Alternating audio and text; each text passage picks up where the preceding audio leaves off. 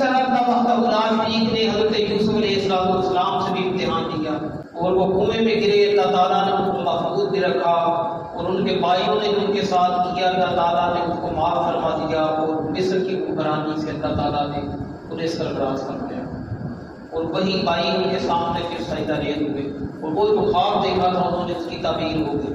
تو یہ اللہ وحدہ لا شریک جس سے چاہتا ہے امتحان لیتا ہے۔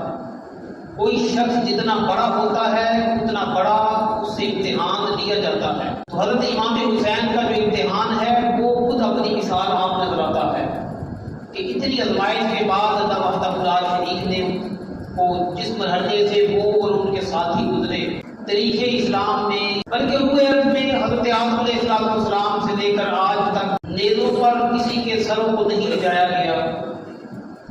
بعد میں تو اس کا انکار بھی کیا ہے کہ نیزوں پر سر چڑھائے ہی نہیں گئے۔ خیر وہ اپنا ذوق ہے، اپنا نظریہ ہے، لیکن یہ حسین کا سر جو ہے یہ کٹ جاتا ہے، پھر بھی اپنا جمال لوگوں کو دکھاتا نظر آتا۔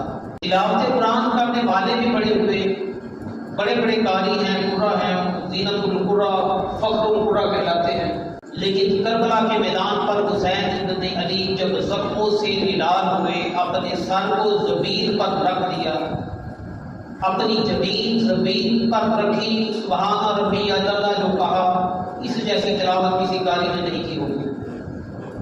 جو اس دن حسین ابن علی رضی اللہ تعالیٰ عنہ نے سجدے کی حالت میں اللہ کے حضور سبحان ربی اعلی کا کہہ پایا، اور شہادت کا جو منظر ہے قدرت نے دکھایا، اور لوگوں نے بھی ایسی شہادت پہلے نہیں دیکھی ہوگی، جس کی گواہی خود آمنہ کے لال مدینے کے تاجدار نے دی تھی۔ اللہ وحدہ لا شریک قرآن عظیم فرقان حمید میں ارشاد فرماتا ہے وَلَا تَقُولُوا لِمَن يُقْتَلُ فِي سَبِيلِ اللَّهِ أَمْوَاتٌ، جو شخص اللہ تعالیٰ کے راستے میں قتل کیا جائے اسے مردہ مت تصور کرنا، بل احیاء، بلکہ وہ زندہ ہے۔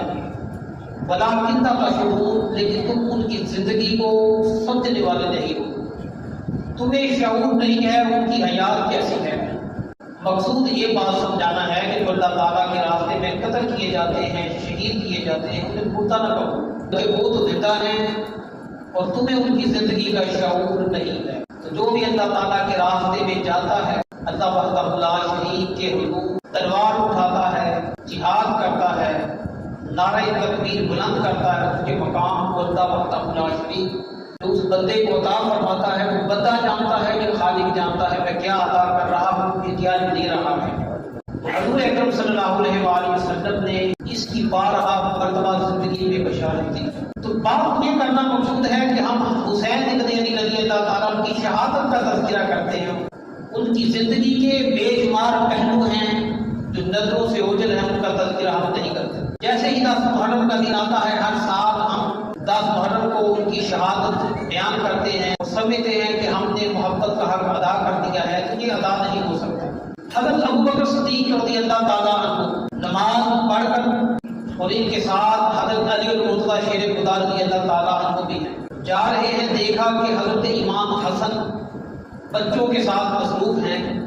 حضرت ابوبکر صدیق رضی اللہ تعالیٰ عنہ نے حضرت امام حسن کو اٹھایا، فرمایا تجھ پر میرے باپ فدا ہوں، اور یہاں دکھایا اور دنیا داروں کو بتلا دیا کہ ابوبکر کے نور نظر اور ہیں، محمد مصطفیٰ کے جگر گوشے اور ہیں۔ یہاں دکھایا، فرمایا کہ تمہاری شکل کتنی مدینے کے تاجدار حضور اکرم صلی اللہ علیہ وآلہ وسلم سے ملتی ہے، اور دوسری طرف دیکھا کہ حضرت علی تجھ سے تو ان کی شکل بالکل نہیں ملتی۔ تو یہ بات سن کر حضرت علی المرتضیٰ شیر خدا رضی اللہ تعالیٰ عنہ مسکرائے، وہ کافی دیر ہنستے رہے، مسکراتے رہے، اور یہ حضرت ابوبکر صدیق رضی اللہ تعالیٰ عنہ کی محبت اہل بیت ہے اس کا بھی اظہار نظر آ رہا۔ اللہ وحدہ لا شریک نے حضور اکرم صلی اللہ علیہ وآلہ وسلم کو اولاد کی نعمت سے سرفراز فرمایا۔ تو ان میں ایک بیٹی جسے دنیا اسلام حضرت فاطمہ رضی اللہ تعالیٰ عنہ کے نام سے یاد کرتی ہے، جب ان کی عمر 17 سال ہوئی اور حضرت علی المرتضیٰ شیر خدا رضی اللہ تعالیٰ عنہ کی عمر 22 سال ہوئی، تو نکاح کا پیغام بھیجا گیا، حضور اکرم صلی اللہ علیہ وآلہ وسلم نے قبول فرمایا اور ان دونوں کا نکاح ہو جاتا ہے۔ حضور اکرم صلی اللہ علیہ وآلہ وسلم نے فرمایا ان دونوں کا جو نکاح ہے اس کا حکم مجھے خالق کائنات نے دے دیا ہے، مرتضیٰ شیر خدا رضی اللہ تعالیٰ عنہ اور حضرت فاطمہ رضی اللہ تعالیٰ کا نکاح اللہ وحدہ لا شریک نے طے فرمایا، اور زمین پر انعقاد فرمانے والے محمد خضرا کے وکیل حضور اکرم صلی اللہ علیہ وآلہ وسلم۔ تو نکاح ہو گیا۔ مدینہ المنورہ میں پہلے ہی روز سے ان کا جو معاملہ ہے وہ فرضی نہیں رہا، بلکہ ان کا معاملہ عرشی ہو گیا۔ اللہ تعالیٰ نے حکم دیا کہ ان دونوں کا نکاح کر دیا جائے، تو نکاح منظر عام پہ آتا ہے، حضور اکرم صلی اللہ علیہ وآلہ وسلم نکاح کروا دیتے ہیں۔ اللہ وحدہ لا شریک نے فرمایا پیارے محبوب ان دونوں کا نکاح کر دو۔ آسمان پر اس کے دونوں کے نکاح کے چرچے ہو چکے ہیں، تو زمین پر نکاح کر دیا جاتا ہے۔ اس وقت حضرت فاطمہ رضی اللہ تعالیٰ عنہ کی عمر 17 سال اور حضرت علی مرتضیٰ شیر خدا رضی اللہ تعالیٰ عنہ کی عمر مبارک ہے وہ 22 سال ہے۔ رمضان مبارک میں ان دونوں کا نکاح ہوا اور ذی الحجہ میں رخصتی ہو جاتی ہے۔ ایک بیٹے تشریف لاتے ہیں دنیا میں، ان کو لوگ حضرت امام حسن کے نام سے یاد کرتے ہیں۔ تو یہ دیکھیں کہ 3 ہجری میں امام حسن پیدا ہوا، 48 ہجری میں انہوں نے حضرت معاویہ رضی اللہ تعالیٰ کے ساتھ صلح کی اور اپنی جو حکومت ہے 6 ماہ کی اس سے دستبرداری کا اعلان کیا۔ 50 ہجری میں ان کا انتقال ہوا زہر کی وجہ سے، اور انہوں نے 47 سال عمر پائی۔ ان کے بعد ان کے چھوٹے بھائی ان کو دنیا اسلام حضرت امام حسین کے نام سے یاد کرتے ہیں۔ 5 شعبان المعظم کو آپ پیدا ہوئے اور آپ کو دنیا اسلام حضرت امام حسین کے نام سے یاد کرتے ہیں۔ 61 ہجری بروز جمعہ المبارک 10 محرم کو آپ نے کربلا کے میدان پر جامع شہادت کو فرمایا، اور آپ کو شہید کرنے والوں میں سنان بن انس وہ پیش تھے، شمر بن ذل جوشن کا معنی ہے زرہ والا، وہ جو شمر بیٹا ہے زرہ والا کا، انہوں نے وہ تیسری روایت کے مطابق خولد بن یزید اشجعی، اس نے حضرت امام حسین رضی اللہ تعالیٰ کا جو سر مبارک ہے وہ تن سے جدا کیا۔ یہ 3 روایتیں آتی ہیں، سنان بن انس، شمر بن ذل جوشن، اور تیسری روایت میں خولد بن یزید، اس نے آپ کے سر کو تن سے جدا کیا۔ 61 ہجری میں حضرت امام حسین رضی اللہ تعالیٰ کو شہید کر دیا جاتا ہے۔ پھر 66 ہجری 5 سال کے بعد یہی جو شمر ہے ان کے سر کو کاٹ کر تن سے جدا کر کے تشت میں ان کے سر کو رکھا جاتا ہے مختار صفوی کے دور میں، اور ان کی دور حکومت میں اس کے سر کو بھی مالک بن اشتر وہ سر سے جدا کرتے ہیں، اور اس کو مختار صفوی کے پاس بھیجا، انہوں نے عبداللہ ابن زبیر کے پاس بھیجا، اور عبداللہ ابن زبیر نے امام زین العابدین کے پاس بھیجا۔ یہی روایت جو ہے یہ دوسروں کے بارے میں ہے کہ فوجی کے ساتھ بھی ایسا کیا جاتا ہے، سنان بن انس کے ساتھ بھی ایسا کیا جاتا ہے، اور ان کے سروں کے ساتھ بھی یہی حشر ہوتا ہے، اور آخرکار وہ بھی ایسے ہی بھیجے جاتے ہیں جیسا کہ میں نے تذکرہ کر دیا۔ امام حسین رضی اللہ تعالیٰ عنہ کی زندگی کے مختلف احوال ہیں، اکثر و بیشتر ہم ان کو چھوڑ دیتے ہیں، شہادت 10 محرم کو بیان کر دی جاتی ہے۔ تو حضرت امام حسن اور حسین، امام حسن بڑے ہیں عمر میں اور امام حسین جو ہیں وہ چھوٹے ہیں، اور ان کے جو تیسرے بھائی ہیں وہ ہیں حضرت امام محسن، ان کا بچپن میں ہی انتقال ہو گیا تھا، لوگ اس لیے ان کا زیادہ تذکرہ نہیں کرتے۔ پھر ان کی بہن کا ذکر کیا جاتا ہے حضرت زینب رضی اللہ تعالیٰ عنہا کا، پھر ام کلثوم کا ذکر کیا جاتا ہے، اور پھر حضرت رقیہ کا ذکر کیا جاتا ہے۔ یہ کل 6 اولاد کی حضرت فاطمہ رضی اللہ تعالیٰ عنہا کی، جن کو میں نے تفصیل کے ساتھ آپ لوگوں کے سامنے پیش کر دیا ہے۔ تو حضرت امام حسین رضی اللہ تعالیٰ کی بیوی حضرت شہر بانو، ان کے لگتے جگر تھے حضرت علی اکبر رضی اللہ تعالیٰ عنہ، جو 18 سال کے جوان تھے، انہوں نے اپنی بہادری کو دکھایا اور اپنی عظمت کا دوہا بنوایا کربلا کے لیے۔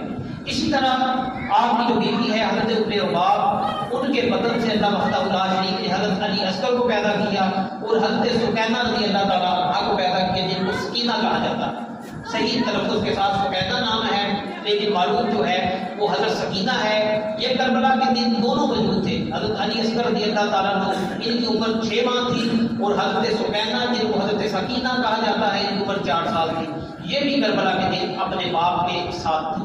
حضرت سکینہ جو بیویاں ہیں ان کے ساتھ جو بے حرمتی کی گئی، اکثر بیشتر ہم ان کا تذکرہ نہیں کرتے، مناسب نہیں سمجھتے کہ ہماری بہنوں کے ساتھ ہماری بیٹیوں کے نام کو ایسے لیا جائے، ہم پسند نہیں کرتے۔ تو یہ عزت والا گھرانہ ہے، ان کے ناموں کو لینا بھی ہم پسند نہیں کرتے۔ فرق یہ ہے، بعض انہی ناموں کو لے کر ایسی تقاریر کرتے ہیں جن کا دین کے ساتھ کوئی تعلق نہیں ہے، وہ اصل نہیں ہے، انہی پہ نوحے کیے جاتے ہیں، وہ بھی دین کا حصہ نہیں۔ تزکیت 3 دن کے لیے ہے. حضور اکرم صلی اللہ علیہ وآلہ وسلم نے فرمایا 3 دن کے لیے تزکیت ہے. کسی کا کوئی عزیز انتقال کر جائے تو 3 دن تزکیت کرے، بعد میں تزکیت کرے. 3 دن غم منایا جائے، گھر میں چولہا نہ جلایا جائے. اسی لیے دوسرے احباب کھانا پکا کر بھیج دیتے ہیں کہ اس گھر میں فوتگی ہوئی ہے، ان کا چولہا نہ جلایا جائے. جس کے گھر جنازہ ہوتا ہے وہی جانتے ہیں ان کے ساتھ کیفیت کیا ہوئی ہے. لیکن آج عجیب دور آ چکا ہے. آج اس کو بھی ہم فیشن کی آڑ میں لیتے چلے جا رہے ہیں. لیکن حضرت امام حسین رضی اللہ تعالیٰ عنہ کو شہید کربلا کہا جاتا ہے. حضور اکرم صلی اللہ علیہ وآلہ وسلم نے فرمایا حسین منی و انا من حسین، حسین مجھ سے ہے اور میں حسین سے. پتہ چلا کہ کربلا کے دن یہ بھی سوال پیدا ہوتا ہے کہ حضرت امام حسین رضی اللہ تعالیٰ عنہ امامت کے مسلح پہ جلوہ گر تھے، 10 سال قائد رہے. شاید آپ احباب کو یہ کسی نے نہ بتلایا ہو آج تک زندگی میں. 10 سال حضرت امام حسین امامت کے مسلح پہ جلوہ گر رہے. 28 رجب سن 60 ہجری کو آپ کو جب کوفہ سے بڑے اچھی خبریں وصول ہوئی، اشارے وصول ہوئے، تو آپ نے مدینہ المنورہ کو خیر بات کہا اور اس جگہ آ گئے جس کو بیت اللہ شریف کہا جاتا ہے، امن والی جگہ کہا جاتا ہے. 4 مہینے آپ نے وہاں قیام فرمایا کعبۃ اللہ کے در و دیوار. اور ایک مرتبہ عجیب معاملہ ہوا، لوگ حجر اسود کے بوسے دے رہے تھے. کسی نے یہ کہہ دیا کہ حضرت امام حسین تشریف لے آئے، تو لوگوں نے حجر اسود کو چھوڑ کر حسین ابن علی کے ہاتھوں کو اور ماتھے کو چھونا شروع کر دیا. تو کسی نے یہ کہا کہ یہ کیا کر رہے ہو، حجر اسود کو چھوڑ کر اس شخص کے بوسے دے رہے ہو. فرمایا جانتے ہو یہ کون ہے؟ اس کو تو حضور نے 1 دفعہ چوما ہے، اس کو لاتعداد مرتبہ چوما کرتا.